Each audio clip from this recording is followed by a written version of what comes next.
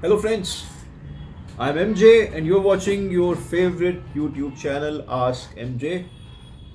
I hope आप सभी ठीक हैं, स्वस्थ हैं और अपनी सेहत का अच्छा ख्याल रख रहे हैं। हमने अपनी पिछली वीडियो में बात की थी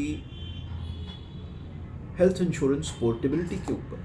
आज हम आपसे बात करने वाले हैं क्या क्या कंडीशंस होती हैं, किन किन बातों का हमें ध्यान रखना होता है जब हम अपनी पॉलिसी को पोर्ट करा रहे होते हैं। अपनी हेल्थ इंश्योरेंस पॉलिसी को पोर्ट कराने के दौरान what all factors, what all points we need to have in mind.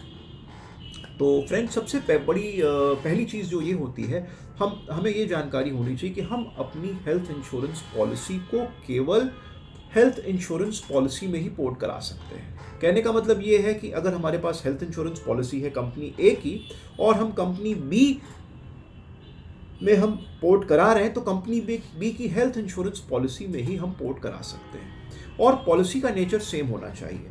अगर हमारे पास फैमिली फ्लोटर ऑप्शन है कंपनी ए का, तो कंपनी बी का फैमिली फ्लोटर ऑप्शन में ही हम अपनी पॉलिसी को पोर्ट करा सकते हैं, टॉपअप में नहीं करा सकते। अगर कंपनी ए का हमारे पास टॉपअप पॉलिसी है, तो कंपनी बी के टॉपअप पॉलिसी में ही हम अपनी एग्जिस्टिंग पॉलिसी को पोर्ट करा सकते हैं। दूसरी बात, हम अपनी मेडिकल इंश्योरेंस पॉलिसी को किसी अन्य जनरल इंश्योरेंस पॉलिसी में के एवेन्यू में नहीं ले जा सकते। फॉर एग्जांपल, हम अपनी मेडिकल इंश्योरेंस पॉलिसी को किसी भी दूसरी कंपनी के व्हीकल इंश्योरेंस पॉलिसी में या हाउसिंग इंश्योरेंस पॉलिसी में या फायर इंश्योरेंस पॉलिसी में पोर्ट नहीं करा सकते। Nature has to be similar portability के लिए। तो मेडिकल इंश्योरेंस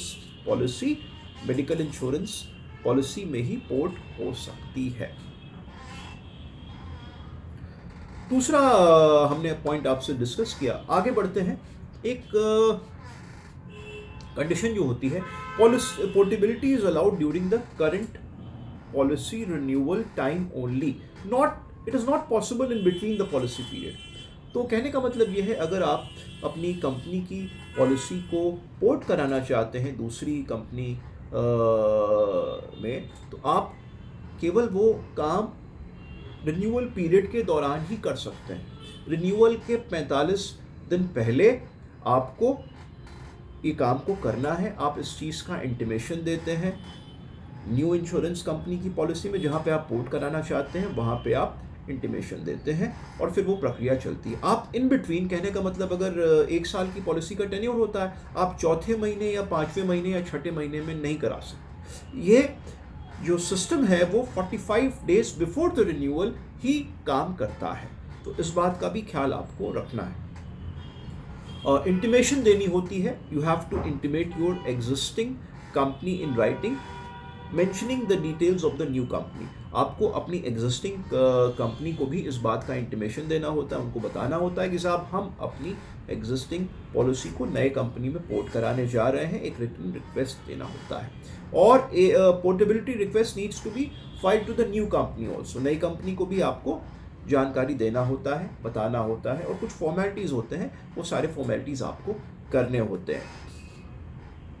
अब सब आपने कंपनी ए की पॉलिसी आपके पास है, कंपनी बी को आपने पोर्टेबिलिटी की रिक्वेस्ट दे दी, तो कंपनी बी जो है अब आपके हेल्थ इंश्योरेंस पोर्टेबिलिटी के रिक्वेस्ट को एक्नॉलेज करेगी आपके within 3 days of your application. For example, अगर आपने 1 तारीख को कंपनी बी में अपनी पॉलिसी पोर्ट कराने के लिए एप्लीकेशन दिया या सबमिशन किया, तो 4 तारीख के अंदर आपके पास वहाँ से एक्नॉलेजमेंट आ जाना चाहिए ऑफ योर एप्लीकेशन।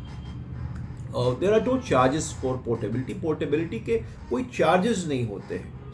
हाँ, एक चीज़ और है, अगर आपने अपनी पॉलिसी को पोर्ट करा दिया है, मतलब पोर्ट करने के प्रोसीजर में डाल दिया है कंपनी बी में, और कंपनी बी आपके पॉलिसी के पोर्टेबिलिटी को प्रोग्रेस में ले आई है, इन प्रोसेस ले आई है, मगर अभी तक आपको नई पॉलिसी कंपनी बी की इशू नहीं हुई है, तो इस दौरान आपको 30 दिन का एक ग्रेस पीरियड मिलता है। You get a grace period of 30 days, और उस दौरान आपका जो 30 डे का ग्रेस पीरियड होता है, उस समय आप कंपनी ए के ही पॉलिसी होल्डर माने जाते हैं और कंपनी ए को आपको प्रोपोर्शनेट बेसिस पे उन 30 दिनों का प्रीमियम देना होता है, ताकि आपकी पॉलिसी इनफोर्स बनी रहे, रिस्क कवरेज आपको बराबर मिलता रहे।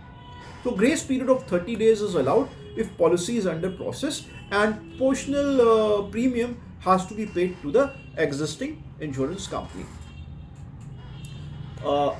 एक बात और है, पॉलिसी होल्डर अगर चाहे तो अपना जो सम एश्योर्ड है उसको भी बढ़ा सकता है.